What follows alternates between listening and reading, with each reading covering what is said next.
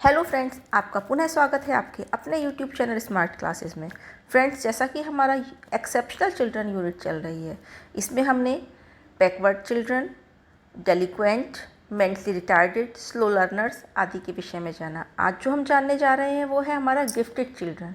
तो हम इस टॉपिक के अंदर जानेंगे कि गिफ्टेड चिल्ड्रन क्या होते हैं, मनोवैज्ञानिकों ने उनकी क्या क्या परिभाषाएँ दी हैं, how can we identify gifted children, उनकी क्या विशेषताएं होती हैं, ठीक है, और इनकी पहचान के लिए हम इनको किन किन परीक्षणों का उपयोग कर सकते हैं। साथ ही साथ जब हमें पता चल जाएगा कि अमुक बच्चा गिफ्टेड है तो उसके लिए हमें कैसी एजुकेशन की व्यवस्था करनी चाहिए। इन सब चीज़ों को हम इस टॉपिक के अंदर पढ़ेंगे। तो let's start.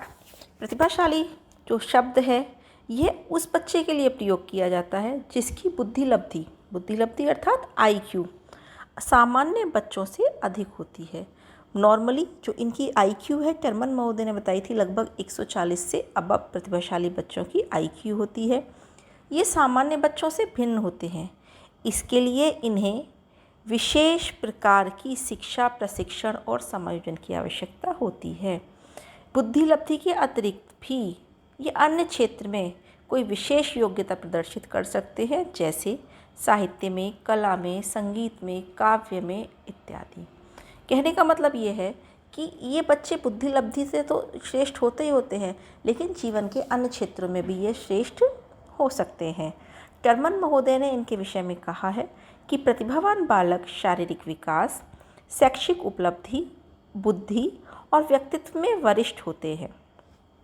Gifted children are superior in physical development, educational achievement, intelligence and personality. Simple सी बात है, ऐसा नहीं है कि ये सिर्फ बुद्धि में श्रेष्ठ होते हैं। इनका जो एजुकेशनल अचीवमेंट होता है, इनका फिजिकली डेवलपमेंट, इनका मेंटली डेवलपमेंट, इनकी पर्सनैलिटी, इन सभी क्षेत्रों में ये अपना बेस्ट देते हैं, मतलब अलग से ही पहचानने में आते हैं। ऐसे ही पॉल विक्टी महोदय ने कहा है, प्रखर बुद्धि बालक वह बालक है जो किसी कार्य को करने के प्रयास में निरंतर उच्च स्तर बनाए रखता है। कहने का मतलब है कि ये हमेशा श्रेष्ठता प्रदर्शित करने के लिए लगे रहते हैं। The gifted child is one who is consistently superior in any worthwhile time of endeavour. इसी तरह से टर्मन महोदय ने जो IQ की टेबल दी थी उसमें मैंने आपको पहले ही बताया था, इनकी IQ 140 से अधिक बताई थी, और कभी कभी इन बच्चों की IQ 180 से 190 तक भी हो सकती है। लेकिन जब IQ इतनी ज़्यादा हो जाती है तो ये समस्या भी उत्पन्न कर सकते हैं। ठीक है, आगे बात करते हैं। सिम्पसन और लुकिंग ने इन्होंने क्या कहा है, कठिन बौद्धिक कार्यों का निष्पादन करने वाले उच्च कोटि कि केंद्रीय स्नायु संस्थान वाले बालकों को प्रतिभाशाली बालक कहा जाता है, यानी कि जिनका जो नर्वस सिस्टम है वो बहुत ही स्ट्रॉन्ग होता है। ये बच्चे कुल मिलाकर सबका ध्यान अपनी ओर जल्दी से आकर्षित कर लेते हैं। अब बात आती है कि हम इन बच्चों को कैसे पहचान सकते हैं, पूरी क्लास में हमें कैसे पता चलेगा कि अमुक बालक गिफ्टेड चिल्ड्रन है या चाइल्ड है। ठीक है, इसके लिए सबसे पहले हम इंटेलिजेंस टेस्ट कंडक्ट करवा सकते हैं। इंटेलिजेंस टेस्ट में हम डिफ़िकल्टी लेवल जो रखते हैं वो हर बच्चे के अकॉर्डिंग रखते हैं। कुछ डिफ़िकल्ट बहुत ज़्यादा होते हैं, कुछ परसेंट, कुछ नॉर्मल स्टूडेंट्स के लिए, कुछ बिलो एवरेज के लिए। तो जो बच्चा जितना अच्छा उस इंटेलिजेंस टेस्ट को कंडक्ट कर लेता है, जितना अच्छा स्कोर कर लेता है, उसके हिसाब से ही हम उसकी IQ को माप लेते हैं। इसी तरह से अचीवमेंट टेस्ट करके कि बच्चे का अचीवमेंट लेवल क्या है, कितनी जल्दी उसने उस चीज़ को अचीव करा। नेक्स्ट एप्टीट्यूड टेस्ट करवा के, और साथ ही साथ अगर हम इनके टीचर्स और इनके फैमिली मेम्बर से, अदर मेम्बर से हु नोज़ दैम के बारे में, हम इनके बारे में इंफॉर्मेशन कलेक्ट करके भी इन बच्चों के विषय में जानकारी प्राप्त कर सकते हैं। डिहान एंड कफ ने कहा है कि इन बच्चों की जो याद करने की क्षमता है वो बहुत तेज़ होती है। He can learn easily difficult terms. इनका जो वर्ड वोकेबलरी होता है वो भी बहुत वाइड होता है, ऐसा नहीं इनके पास शब्दों की कमी होती है। ठीक है, ये बिल्कुल मौलिक ओरिजिनल थिंकिंग होती है इनकी, किसी भी चीज़ पर नए तरीके से सोचने का ये बच्चे प्रयास करते हैं। साथ ही साथ जो भी डिफ़िकल्ट टास्क होता है उसको ये बहुत इजीली सॉल्व कर लेते हैं, क्योंकि इनका आईक्यू लेवल हाई होता है, इसलिए इन्हें कठिन से कठिन समस्याओं को करने में ज़्यादा इंटरेस्ट आता है। और साथ ही साथ ये रचते नहीं हैं, बल्कि समझ के उस चीज़ को करने का प्रयास करते हैं। ठीक है, इस तरह से अगर हम इनके हिसाब से मान के चलते हैं टीहान और कफ के अनुसार, तो ये कुछ ऐसी आइडेंटिफिकेशन थे जिनसे हम प्रतिभाशाली बच्चे को पहचान सकते हैं। ठीक है, चलिए अब आगे बात करते हैं कैरेक्टरिस्टिक्स ऑफ गिफ्टेड चिल्ड्रन। जो ये गिफ्टेड चिल्ड्रन होती है इनकी क्या क्या विशेषताएं होती है। कुछ विशेषताएं तो हमारी टीहान एंड कफ के माध्यम से ही निकल कर आ गई, लेकिन इसके अतिरिक्त इनकी कुछ अन्य विशेषताएं भी होती हैं, जरा इन पर ध्यान देंगे। नंबर 1 अगर हम बात करते हैं बुद्धि लब्धि, इनकी जो बुद्धि लब्धि है वो अधिक होती है। ठीक है, हालांकि जो अबव एवरेज होता है वो लगभग 110 से ऊपर जाता है, लेकिन इनकी आईक्यू लगभग 140 से ऊपर भी जा सकती है। इनके अंदर जो तीव्र निरीक्षण शक्ति होती है, किसी भी चीज़ को ये बहुत तेज़ी से ऑब्जर्वेशन करते हैं। ठीक है, इनकी जो सीखने की गति होती है वो भी, उसकी स्पीड भी ज़्यादा होती है। ठीक है, लर्निंग स्पीड इनकी बहुत ज़्यादा होती है। इनकी इवन देन मेमोरी पावर भी अच्छी होती है, किसी भी चीज़ को ये लंबे समय तक याद रख सकते हैं और जब आवश्यकता हो उसको तुरंत ही रिकॉल कर सकते हैं। साथ ही साथ जब ये किसी भी विषय को पढ़ते हैं तो उस विषय को बहुत डेप्थ में पढ़ते हैं, ऐसा नहीं बस टू द पॉइंट उन्होंने पढ़ा और काम नहीं, उस विषय की गहराई तक उसको अध्ययन करते हैं। नेक्स्ट, अगर मान लीजिए क्लास में प्रश्न पूछा जाता है तो जो बच्चा इंटेलिजेंट होता है, जो बच्चा प्रतिभाशाली होता है, वो जल्दी से सबसे पहले हर प्रश्न का उत्तर देने का प्रयास करता है। इसी तरह से ये प्रश्नों के जो उत्तर है वो आसानी से और तेज़ी से दे देते हैं। इनकी जो वोकैबुलरी होती है वो भी बहुत ज़्यादा वाइड होती है। इनकी जो इंटरेस्ट होते हैं उसमें भिन्नता होती है, ऐसा नहीं कि सिर्फ एक ही इनकी रुचि है, इनकी रुचियाँ भी बदलती रहती हैं, समय के अनुसार इनकी रुचियों में विभिन्नता प्रकट होने लगती है। ये बहुत ही ज़्यादा महत्वाकांक्षी होते हैं। इनका ये होता है कि मैं इस चीज़ को भी अचीव कर लूँ, उस चीज़ को भी अचीव कर लूँ। कुल मिला के ये बहुत ज़्यादा, साथ के साथ खेल और हास्य में भी इनका इंटरेस्ट होता है। ऐसा नहीं है कि सिर्फ पढ़ाकू ही पढ़ाकू होते हैं, ये जीवन के हर क्षेत्र में अपना बेस्ट देने की कोशिश करते हैं। साइंटिफिक एटीट्यूड होता है इनका। ठीक है, हर चीज़ को वैज्ञानिक की तरीके से देखते हैं, निरीक्षण करते हैं और उसके बाद किसी रिजल्ट पर पहुंचते हैं। इनका फिज़िकल, मेंटल, इमोशनल, ये सारे ही जो डेवलपमेंट होते हैं ये बहुत ही हाई लेवल के होते हैं, अच्छी श्रेणी के होते हैं।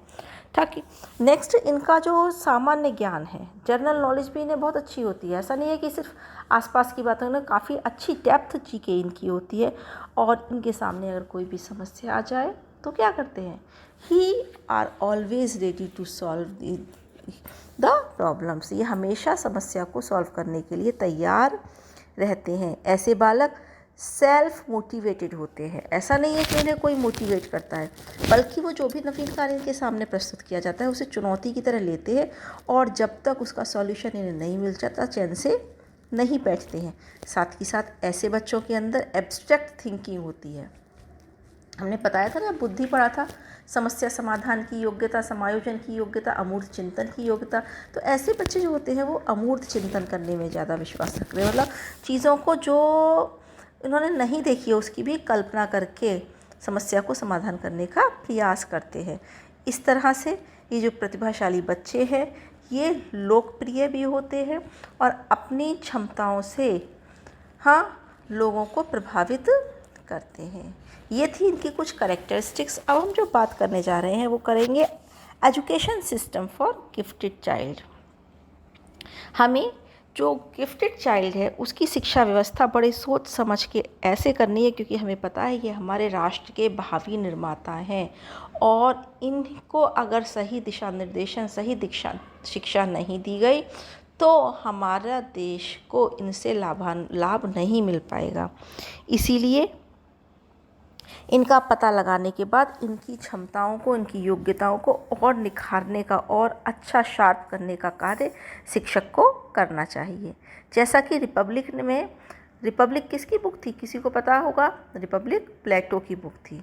रिपब्लिक में प्लेटो ने कहा है कि प्रतिभाशाली बच्चों को विज्ञान एवं दर्शन की शिक्षा दी जानी चाहिए, क्योंकि विज्ञान के माध्यम से इनके अंदर खोज की प्रवृत्ति आएगी और दर्शन के माध्यम से ये नवीन चिंतन, तर्क, अमूर्त चिंतन करना सीखेंगे। इसलिए प्रतिभाशाली बच्चों को अकॉर्डिंग टू प्लेटो, इन्होंने ये बात किस में कही थी? रिपब्लिक में कही थी कि उनको विज्ञान और फिलॉसफी, साइंस एंड फिलॉसफी की शिक्षा दी जानी चाहिए।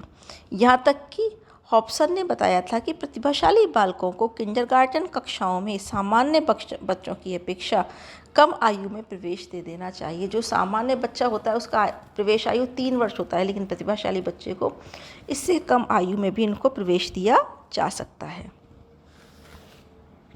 अब बात करते हैं कुछ और ऐसी बात कि इन बच्चों को क्या करना है हमें, ताकि ये और अच्छी अपनी क्षमताओं का प्रयोग कर सकें। सबसे पहले हम इसमें बात करेंगे अवसरों की समानता, इक्वलिटी ऑफ अपॉर्चुनिटी।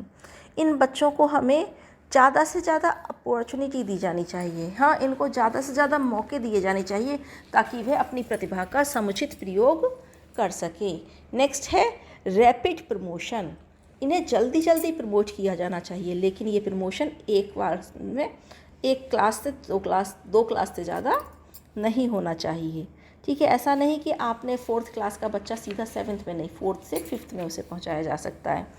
ठीक है, नेक्स्ट हम बात कर सकते हैं कि इन बच्चों की जो पाठ्यक्रम है, जो करिकुलम है, दैट शुड बी एनरिच, वो बहुत ज़्यादा समृद्धशाली होना चाहिए। ऐसा पाठ्यक्रम हो कि बच्चा उसे करके इंटरेस्ट भी ले और उसके ज्ञान का विकास भी और अपनी क्षमताओं का सही ढंग से प्रयोग कर सके।